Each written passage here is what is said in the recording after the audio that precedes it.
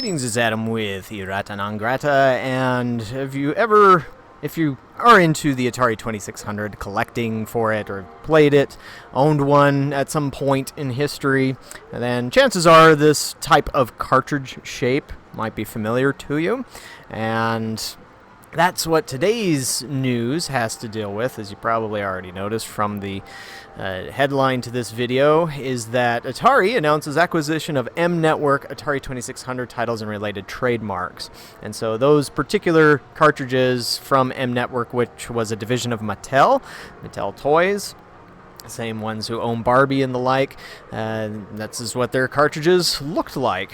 And so really quick, let's get into this announcement here, where Atari, one of the world's most iconic consumer brands and interactive entertainment producers, announced today the acquisition of more than a dozen Atari 2600 games published originally under the M Network label. The collection includes fan favorites Armor, Ambush, Astro Blast, Frogs and Flies, Space Attack, and Star Strike. Atari will seek to expand the digital and physical distribution of the classic titles, create new games based on the IPs, and explore brand and merchandising collaborations. And so, kind of exactly the same thing as what they've done recently with Stern Electronics and the Accolade and Microprose games that they've acquired, which, from my understanding, is that this is all coming from a game funding effort that Wade Rosen, the current CEO of Atari, has put together, and it's so far rendering some fruit. I mean, granted, it won't render the most fruit until we actually have new games based on these, and I find it hard to believe that they would be remastering all of them. I do imagine that all of these will end up in a collection at some point, so you can play a lot of these old games on your Switch or something like that. But I would be very surprised if you had certain of the more obscure titles. Let's just over on Atari Age right here, that would be remade, like this one, Air Raiders, which I actually think I have in my collection. Now, I'm at my arcade right now. I'm not at home, so I can't show off the cartridges or whatnot. And so not all of these are going to be incredible stuff, but Armor Attack was M Network's, or Mattel's, answer to Combat, and just had slightly more detailed graphics and such. I'm not sure if I have Armor Ambush. I'm pretty sure I have I have Tron Deadly Discs. I can't remember if I have Adventures of Tron, although I have a hack of Adventures of Tron that is called Tron Man, where it's based on the cosplaying Tron guy who did a commercial for duct tape once, which was amusing. And so I do doubt that this acquisition would include the likes of Adventures of Tron or Tron Deadly Disc, just because those are Disney properties.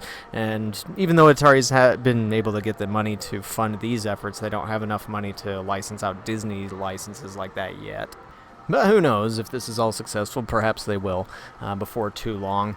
And then there's also just games that wouldn't have been Mattel's IP in the first place, like Bump and Jump or Burger Time, just because those were arcade ports from other companies. And there's always been a thing where there's licensing for home consoles and licensing for arcades, and so those are different. And so they obviously wouldn't have obtained those. Just anything developed in-house at the M Network division.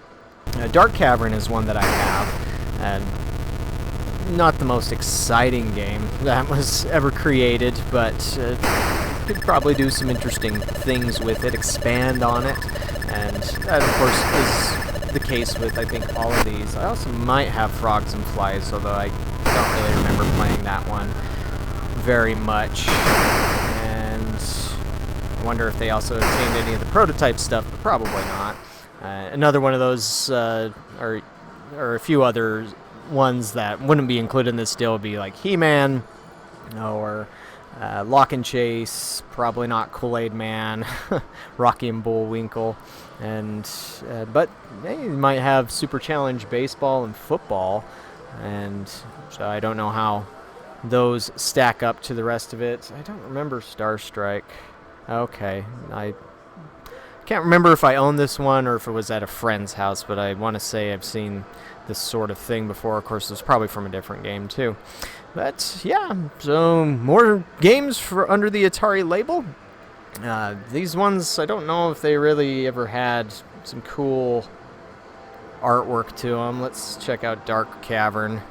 Yeah, M Network wasn't really known for hiring really awesome artists that could do stuff like this, and stuff like the Atari boxes, where Atari had some pretty high quality artists creating their stuff, and so obviously kind of got what you pay for in that regard. But in a way, this one is almost like Berserk, so maybe there could be a Berserk Dark Cavern crossover of some kind. I don't know.